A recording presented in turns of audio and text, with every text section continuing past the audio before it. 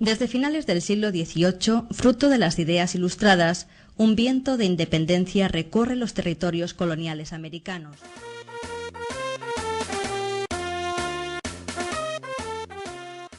El Virreinato de la Nueva España, formado por los actuales territorios del sur y suroeste de los Estados Unidos de América, México y Centroamérica.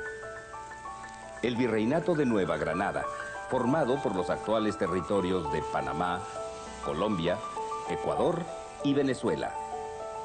El Virreinato del Perú, formado por los actuales territorios de Perú y Chile. Y el Virreinato del Río de la Plata, formado por los actuales territorios de Argentina, Paraguay, Uruguay y Bolivia.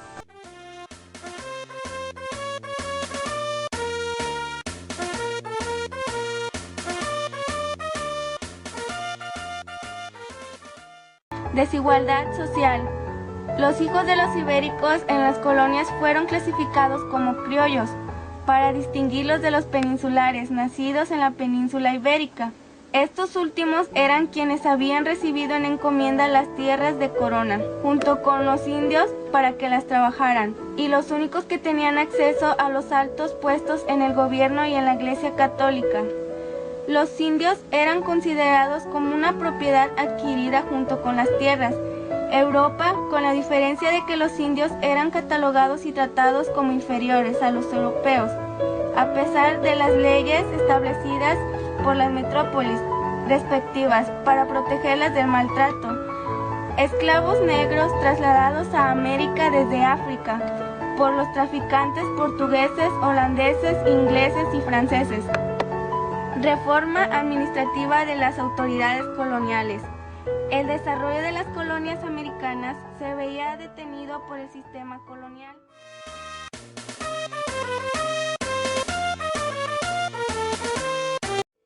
Decadencia de España y Portugal.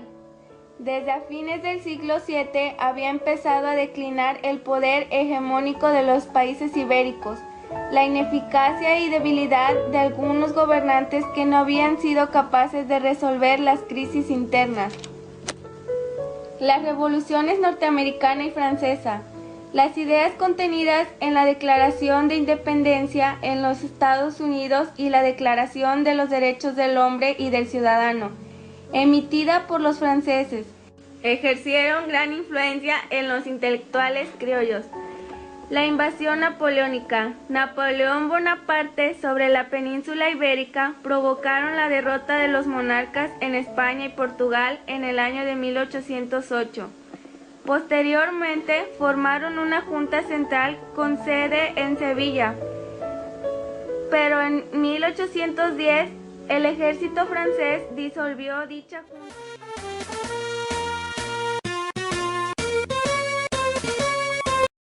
Aprovechando la debilidad de la corona española por las guerras napoleónicas, Venezuela se declaró independiente, siguiéndole ese mismo año Paraguay. Las Provincias Unidas del Río de la Plata, que más tarde se llamarán Argentina, declaran su independencia en 1812.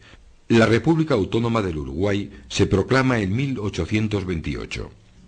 Simón Bolívar emprendió, tras la liberación de Venezuela, la del Virreinato de Nueva Granada a partir de 1819.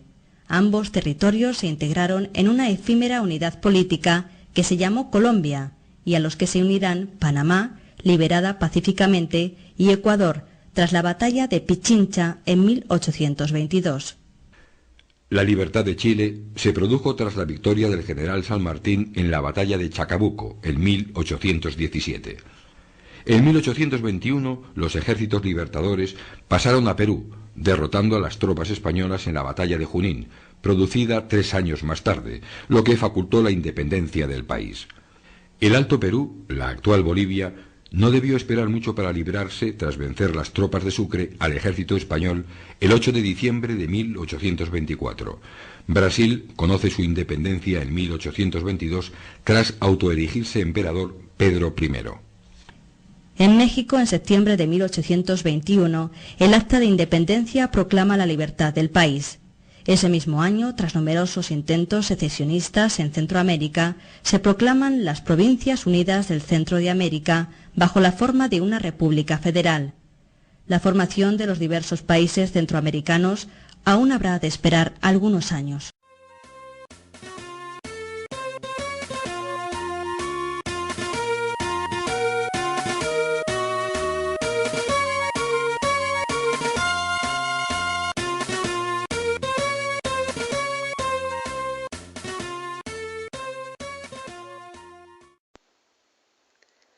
En realidad, los dos términos son correctos, ya que a este proceso independentista se lo puede analizar en dos etapas.